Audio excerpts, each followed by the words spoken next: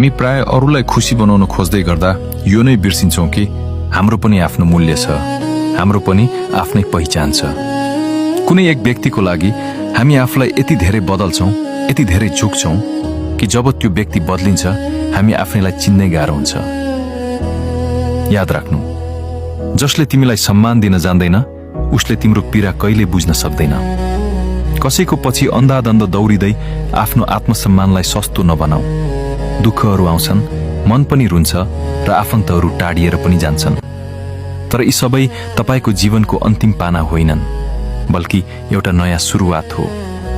यदि तपाईले आफूलाई टुटेको र बेसहारा देखाउनु भयो भने मानिसहरू तपाईलाई कुल्चिएर अगाडि बढ्नेछन्। उठ्नुहोस्, आफ्ना आँसु पुछ्नुहोस् र आफूसँग यो कसम खानुहोस् कि आजदेखि तपाईको मुस्कानको साँचो कुनै अरूको मुठ्ठीमा हुने छैन। तपाई एक्लै पूरा हुनुहुन्छ, तपाई एक्लै अटल हुनुहुन्छ।